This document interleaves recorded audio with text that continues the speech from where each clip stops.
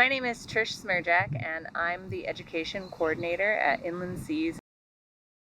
So I've been with Inland Seas for a little over a year now. I was really lucky to get back home. I'm from Michigan originally, and a lot of my career has been trying to figure out how to get back to Michigan. And so before this, I was the director of an environmental center, an overnight, basically science camp. So I'm really interested in how land-based environmental education works and how we can use science and make connections to kids with science using authentic science. And so when Inland Seas was advertising for this role, I thought, well, I've never been sailing before, but I know an awful lot about how to connect kids meaningfully with scientific data and make it feel experiential and authentic. And because my favorite way to teach is through authentic science inquiry. So giving kids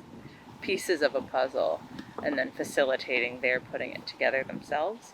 So when I interviewed for this job, I talked about that, and Inland Seas turns out has a record of 30 years of citizen science data back before citizen science was even a thing. And so it was just a really great fit. Inland Seas pedagogy, like the way we teach, isn't different than the way any good educator teaches. What makes it unique, what the secret sauce is I think the combination of factors. First, I've never been sailing before I took this job, and I grew up less than 6 miles from a Great Lake, right? I had never really been out on a Great Lake because Michigan has so many inland lakes, and you think of them as similar, but they're very, very much not.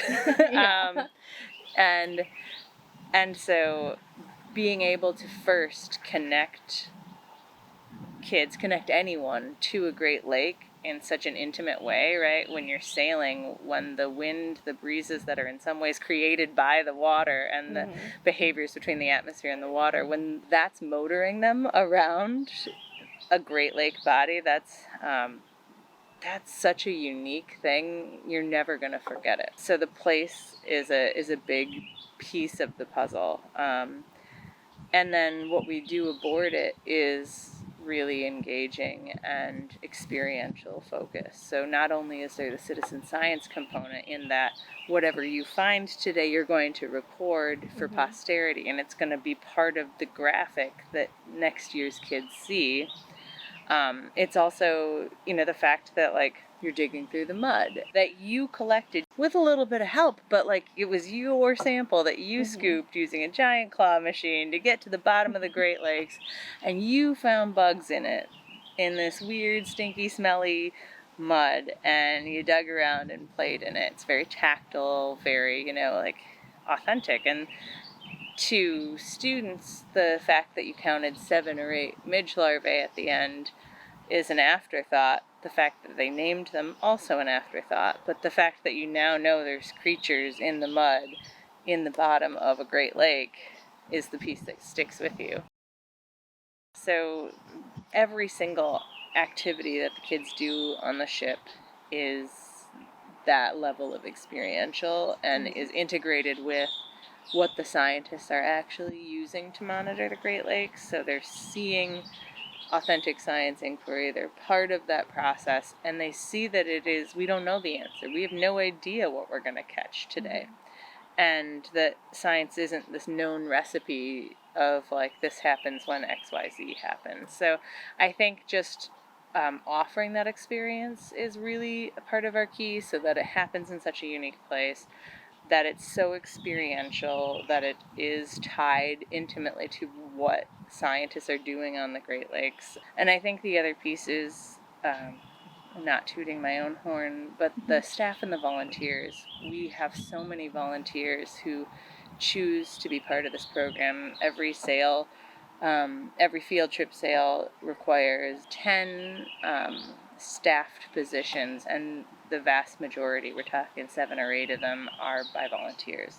And the volunteers have such a wealth of knowledge, right? So like they're all PhDs, they're all retirees in the community, and they believe so passionately in being part of this like stewardship. So we tell every kid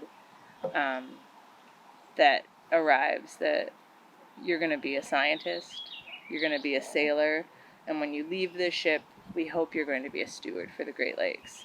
So the fact that at the end, I end every lesson or every program with I want to introduce you to my favorite stewards. They're the people you already met today. Mm-hmm. They donated their time to be here to share this message. So now you can go and share that message.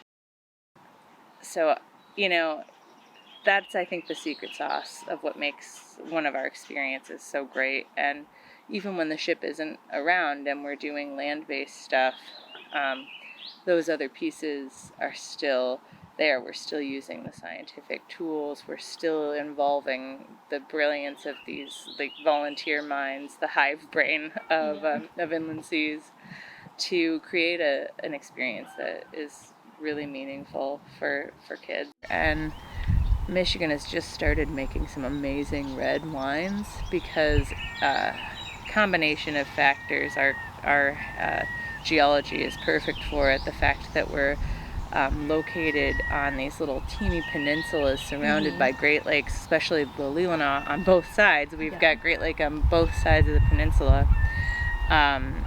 It temperates the winter and makes things that shouldn't really be able to grow here grow. That combined with the fact that like the tap roots need to go down deep enough to get into that mineral geology, so more mature vines create better wine. But that's all reliant on getting enough snow to insulate those root systems over the winter. And we don't. We had these nasty freezes early in December, and there just wasn't any snow to protect from those freezing spells. So I know that there were places that lost, 10-year-old vines and things, and that's not a great thing for the wine industry, right, exactly. And it's like the term ecosystem services comes to mind, and we think about stuff like the wetlands here that provide a lot, and they do, right? But thinking about snow providing an ecosystem service, it's preventing erosion of agricultural soils, right? Like where I grew up on the east side of the state, that's super important and really problematic because we just don't get hardly any snow.